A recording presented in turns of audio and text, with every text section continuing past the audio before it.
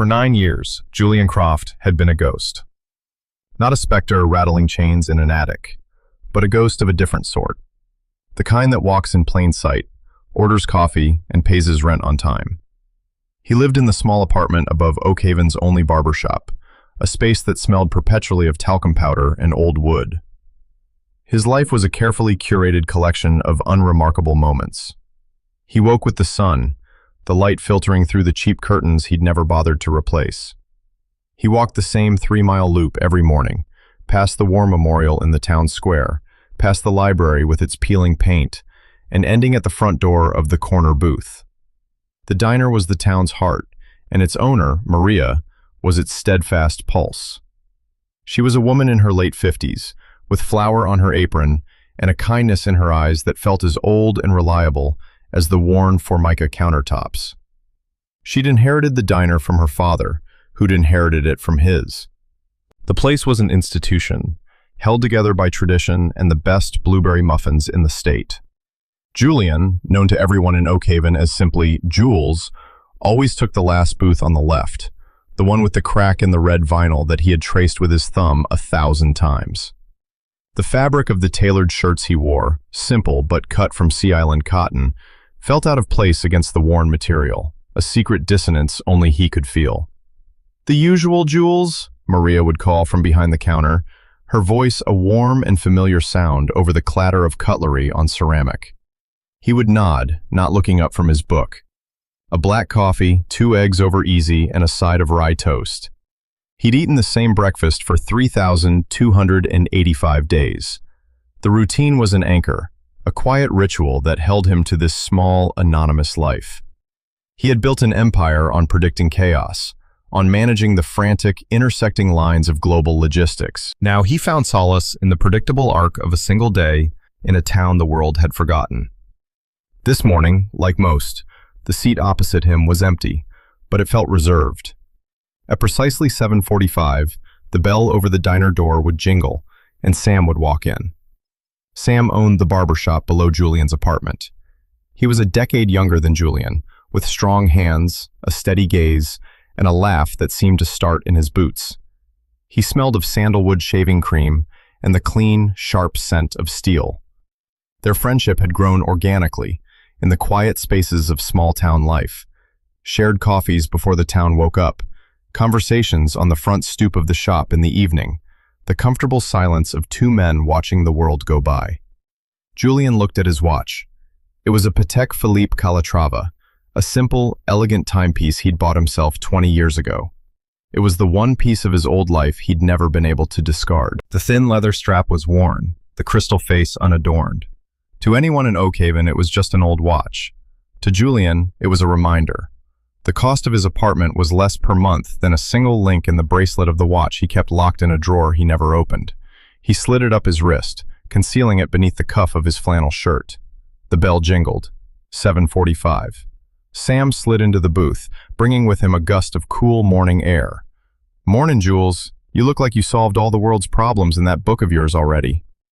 Julian closed the worn copy of Meditations. "Just trying to solve my own."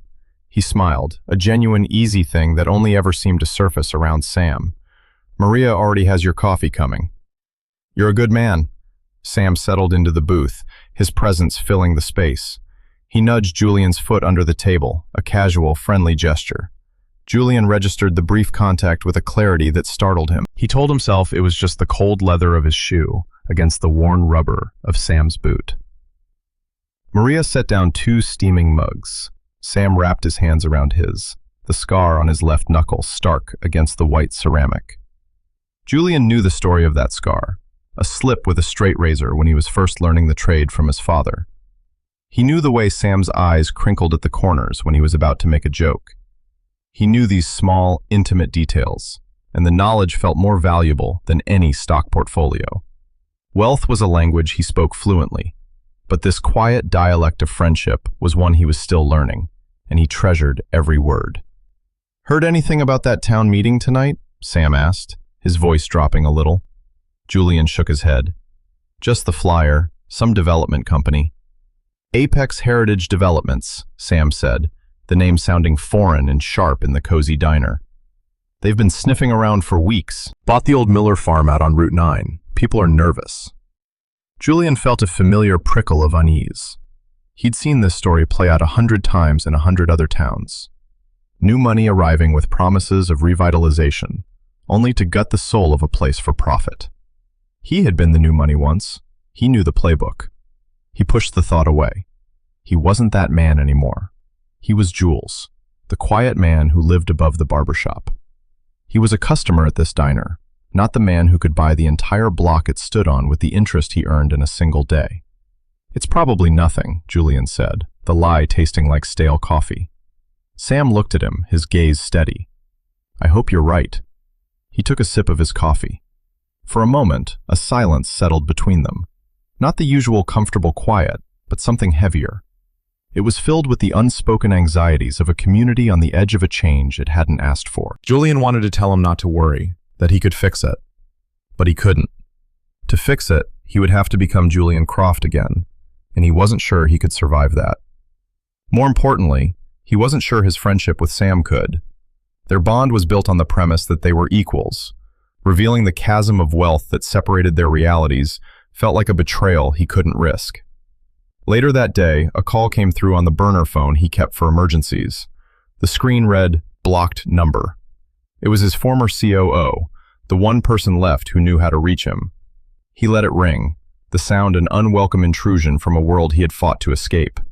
He silenced it and tossed the phone onto the worn armchair in the corner of his living room.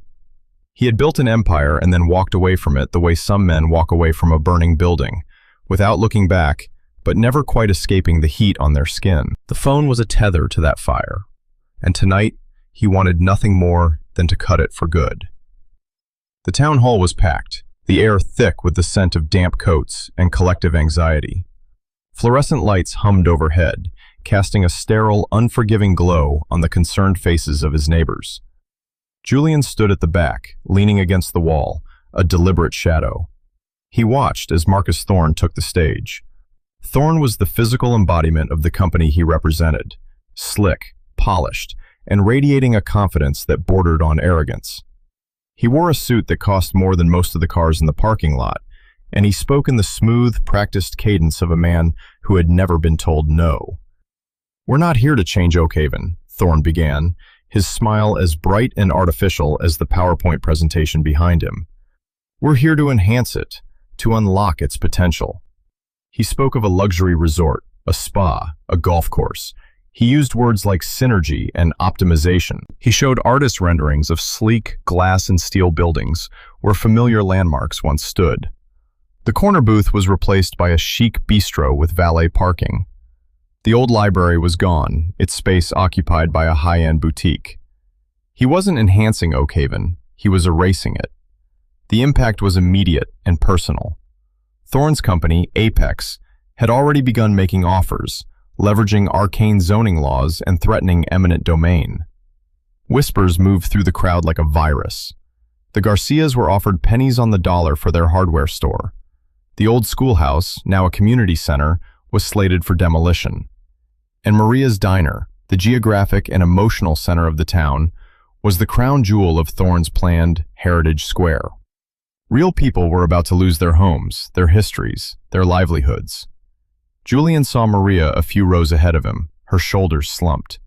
She looked smaller than she ever did behind her counter. Thorne moved through the room after his presentation, a shark gliding through a school of fish. He spotted Maria talking with a few other small business owners, their faces etched with worry. He approached them, his smile unwavering. Julian, still at the back, remained unnoticed. "Maria, isn't it?" Thorne said, his voice oozing a condescending warmth. "We've made you a very generous offer, more than fair for a quaint establishment like yours." "It's not just an establishment, Mr. Thorne," Maria said, her voice trembling but firm. "It's my family's home. It's been here for 70 years. "And that's a wonderful legacy," Thorne replied smoothly. "But progress is inevitable. You can either be a part of it, or you can be swept away by it." It was then that Thorne's gaze drifted past Maria and landed on Julian. He was just standing there, a quiet man in a worn jacket, listening. Thorne's eyes swept over him, taking in the simple clothes, the unassuming posture. He dismissed him in an instant. He turned back to Maria, leaning in conspiratorially, and gestured vaguely in Julian's direction with his chin. "Don't listen to the local pessimists," he said, his voice loud enough for Julian to hear clearly. "These kinds of guys, they're afraid of change because they have nothing to gain from it. It's a mindset. We're talking about the future here, not this." The wave of his hand encompassed not just Julian, but the entire room, the entire town. It was a complete and utter dismissal, a judgment passed by a man who measured worth in square footage and dollar signs. Julian felt the insult land not as a hot flush of anger, but as a cold, heavy stone in his gut. He had been underestimated his whole life, first as a scholarship kid at an Ivy League school, then as a tech founder nobody believed in. He had learned to use that dismissal as a shield, a cloak of invisibility. But this was different. Thorne wasn't just dismissing him. He was dismissing the life he had chosen, the people he had come to care for. He was looking at Julian and seeing nothing of value. The irony was a bitter pill.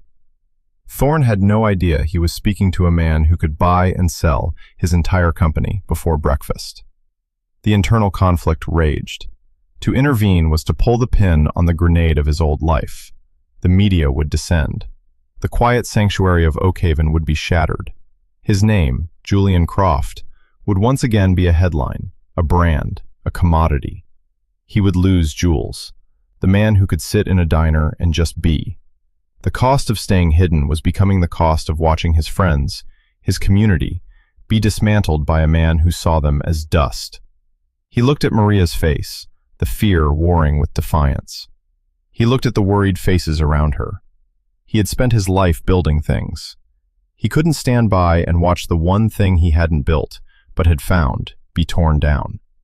The weight of his fortune, a burden for so long, was beginning to feel like a responsibility. The next town hall was even more tense. It was a formal hearing this time, with the town council sitting at a long table at the front, looking overwhelmed. Marcus Thorne was in his element, flanked by two lawyers who looked like they'd been carved from granite.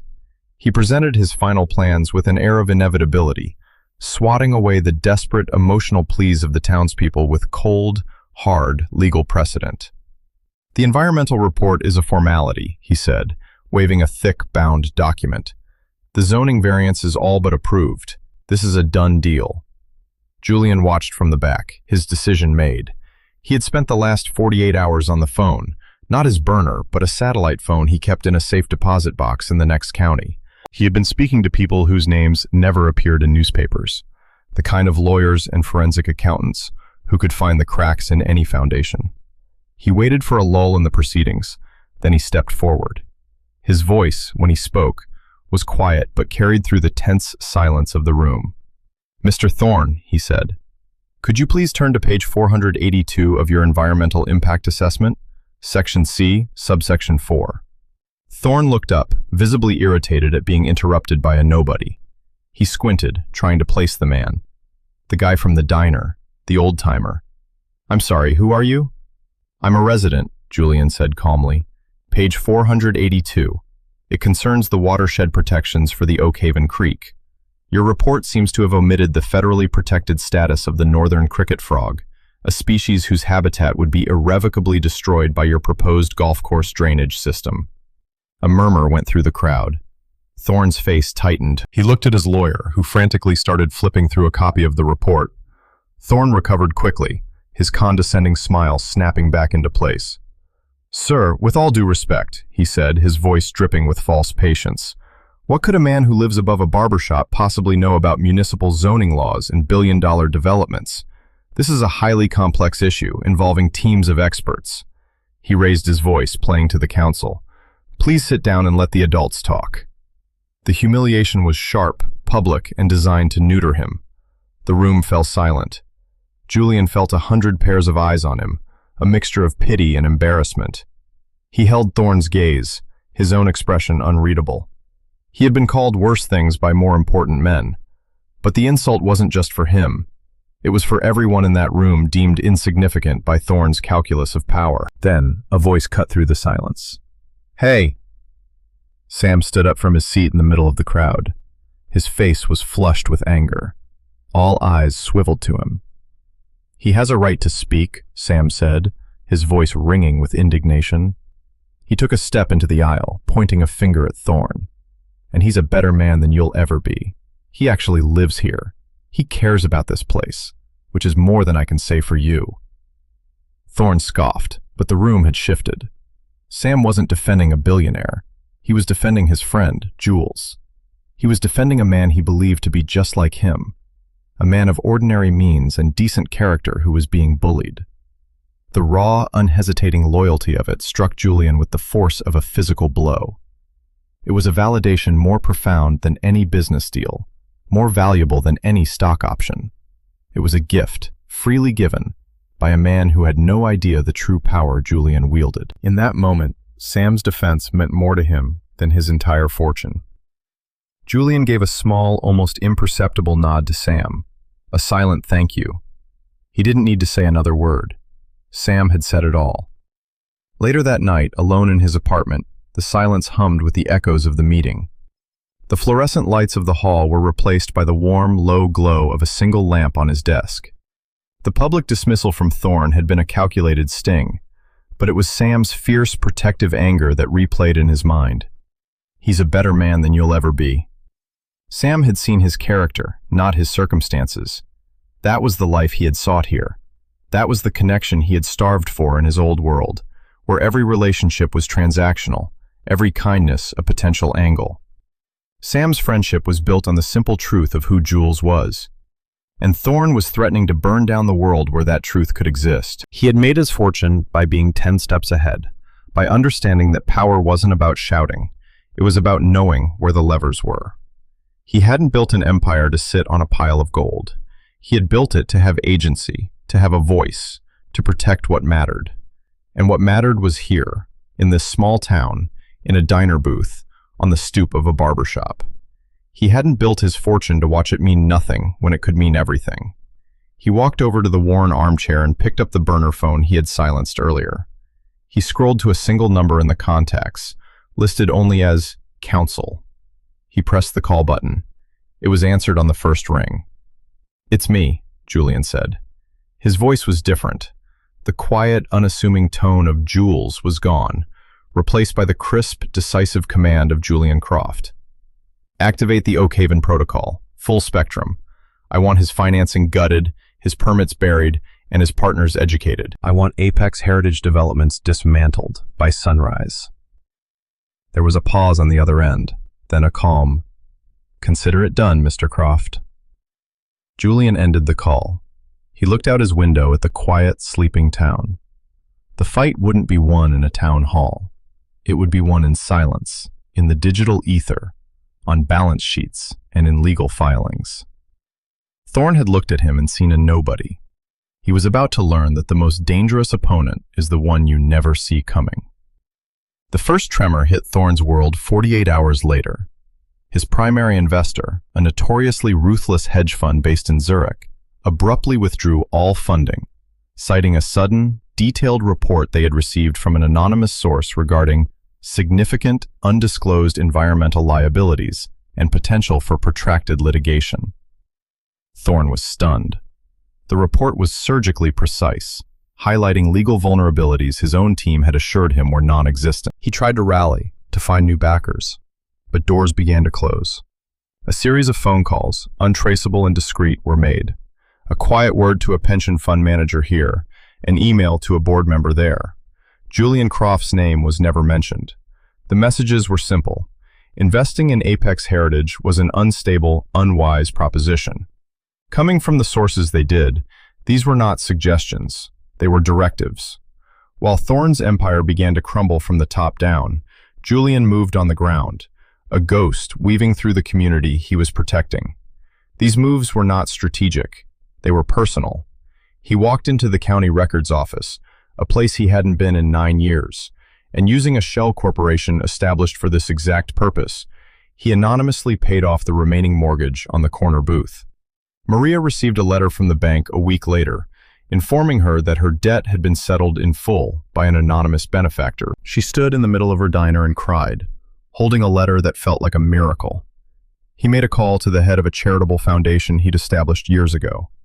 The next day, the Oak Haven Public Library received an endowment of $2 million, specifically earmarked for structural restoration and the digitization of its historical archives, the very archives that contained the town charter from 1887, which included a covenant protecting common use lands, a detail Thorne's legal team had missed and Julian's had found. These were not acts of power. They were acts of preservation. He was shoring up the foundations of the town, reinforcing the things that made it Oak Haven. He moved like an invisible hand, mending the cracks before anyone knew they were breaking. His wealth, for the first time in a long time, didn't feel like a burden. It felt like a tool, a shield. But the quiet war had a cost. The strain began to show. He was up at all hours, taking calls in hushed tones, staring at a laptop screen filled with spreadsheets and legal documents that had no place in Jules's simple life. He was distracted, his mind a million miles away, back in the world of high-stakes strategy. Sam noticed. Of course, Sam noticed. He saw everything. "You're burning the candle at both ends, Jules," he said one morning, setting a coffee down in front of Julian at the diner. Julian hadn't even heard him walk in. "You look exhausted." "Just a lot on my mind," Julian deflected, closing his laptop a little too quickly. "Anything to do with Thorne?" Sam asked, his eyes searching Julian's face. "Things have gotten real quiet on that front. Heard he lost his biggest backer." "I heard that too," Julian said, his gaze sliding away to the window. The distance between them was a palpable thing, a silence that wasn't comfortable anymore. It was filled with the things Julian couldn't say. Sam didn't push. He never pushed. But his quiet, steady presence was a constant reminder of the secret Julian was keeping. He would see Sam looking at him with a furrowed brow, a question in his eyes he wouldn't ask. "What's going on with you, Jules?" The unspoken question hurt more than any of Thorne's public insults. He was protecting Sam's world, but jeopardizing the trust that made their friendship real. It was a painful, lonely calculus.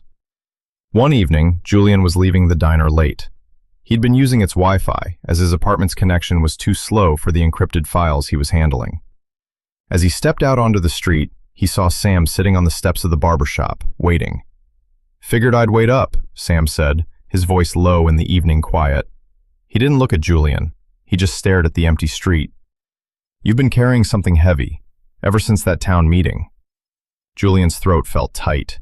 He wanted to tell him everything. He wanted to unload the crushing weight of his double life, but the words wouldn't come. "It's complicated, Sam." Sam finally turned to look at him, and the warmth in his eyes was mixed with a deep, genuine concern that made Julian's chest ache. "I'm not a complicated guy, Jules, but I'm a good listener. Whatever it is, you don't have to carry it alone." The simple sincerity of the offer was almost Julian's undoing. This was it. This was the friendship he had been starving for. He was saving a town for a man who was offering to save him, and the man had no idea. "I know," Julian managed to say. "Thank you, Sam." He walked up the stairs to his apartment, the distance between his door and Sam's stoop feeling like a mile-wide canyon. He had stopped Thorne, he was almost sure of it, but he was losing Jules, and he was terrified he was losing his friend along with him. The final blow to Marcus Thorne's ambition was not delivered by a clandestine phone call or a secret report, but by the quiet, unassailable power of the law. His project was in ruins. His financing was gone, his permits were mired in endless bureaucratic reviews, and his reputation was in tatters. In a last, desperate attempt to salvage something, he called for a final meeting with the town council. He claimed to have a revised, more community-friendly proposal. It was a Hail Mary, and everyone knew it. The meeting was held in the library's small conference room. The mood was somber. Thorne looked haggard, his expensive suit rumpled, his bravado replaced by a thin, brittle desperation. He made his pitch, but his heart wasn't in it. When he finished, the town's lawyer, a quiet, methodical man named Peterson, cleared his throat. "Mr. Thorne, there is one final, insurmountable obstacle. Even if the council were to approve this new plan, which is highly unlikely, there is the matter of the Oak Haven Valley Trust." Thorne looked blank. "The what?" "The trust," Peterson repeated. owns the undeveloped acreage bordering the entire western edge of your proposed site. It controls the only viable access road and all utility easements. Without its explicit consent, nothing can be built. Ever. So who controls this trust? Thorne demanded, his voice cracking. Let me talk to them. I'll make them an offer they can't refuse. Peterson's expression was unreadable. The sole administrator of the trust is a very private individual. However, given the gravity of the situation, he has agreed to attend this meeting to deliver his decision in person. He glanced toward the door. In fact, he's here now. The door opened. Every head in the room turned. Julian Croft walked in. He was not Jules. Jules wore flannel shirts and worn jeans. Jules slouched. Jules blended in. This man was someone else entirely. He wore a dark, impeccably tailored suit that whispered of Savile Row. His posture was straight, his gaze direct and heavy with an authority the room had never seen. He moved with a quiet, deliberate grace that commanded the space. The only familiar thing about him was his face. He walked to the head of the table and took the empty seat next to Peterson, nodding once to the lawyer. A stunned, confused silence fell over the room. Thorne stared, his mouth slightly agape. He recognized the face, but it was like seeing a black and white photograph suddenly rendered in vivid, shocking color. What is he doing here? He stammered, pointing a trembling finger. This is a private meeting. Peterson adjusted his glasses. Mr. Thorne, he said, his voice clear and formal, allow me to introduce Julian Croft, sole administrator of the Oakhaven Valley Trust. The name, Julian Croft. It hung in the air, meaningless for a moment, and then you could see the gears turning in the minds of the council members. One of them, a young woman who taught history at the high school, discreetly pulled out her phone. Her eyes widened as she read the screen. She looked up from her phone to the man at the head of the table, then back to her phone, her expression one of pure disbelief. The whisper started at her end of the table and spread like fire. Ethelred Logistics, the tech billionaire, vanished 9 years ago. Thorne's face cycled through a kaleidoscope of emotions, confusion, denial, dawning comprehension, and finally a deep, sickening horror. The blood drained from his face. He was looking at the quiet man from the diner, the nobody he had publicly humiliated, the man who lived above a barbershop. And he was finally, truly, seeing him. He wasn't just a man with power. He was the invisible, omniscient force that had systematically crushed him. Julian did not smile. He did not gloat. He simply met Thorne's terrified gaze. His voice, when he spoke, was quiet, but it was the quiet of a breaking glacier. Your proposal, Julian Croft said, is denied. The words were an epitaph. Thorne slumped in his chair, a broken man. The power he worshipped had been wielded against him by the very person he had deemed powerless.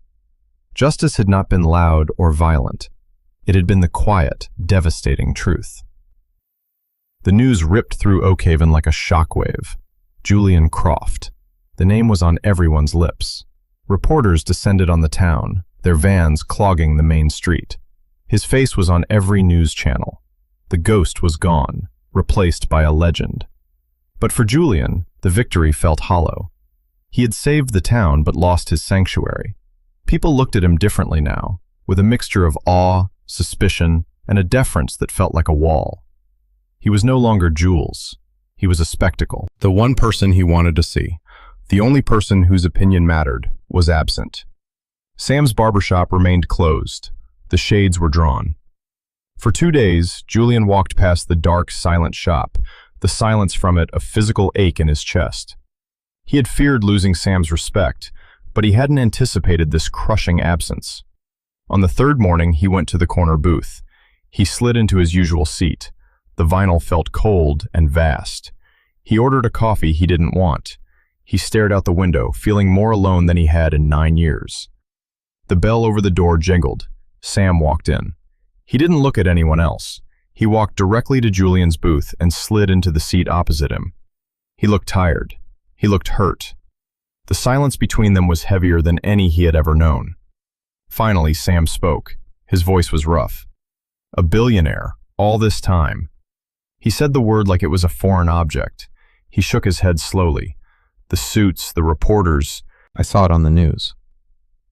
Julian could only nod. His throat was a knot of unspoken apologies. Sam, you could have told me. Sam cut him off, his voice low but sharp with the pain of a betrayal. It wasn't anger. It was hurt. Deep, personal hurt. I thought we were friends, Jules. Friends don't have secrets like that. The use of his old name was a small, sharp knife. We are friends, Sam, Julian said, his own voice barely a whisper. You're the best friend I've ever had. Sam held his gaze for a long, searching moment. Julian saw the conflict in his eyes, the confusion, the sense of being lied to, warring with 9 years of shared mornings and easy companionship. He was looking for the man he knew inside the stranger the world was telling him Julian was. At last, Sam took a deep breath and seemed to come to a decision. The hardness in his eyes softened, replaced by a familiar, weary resolve. Then you owe me the truth from now on, Sam said, his voice firm, unwavering. All of it. It wasn't forgiveness, not yet. It was an ultimatum. It was a chance, and it was the most valuable thing anyone had ever offered him.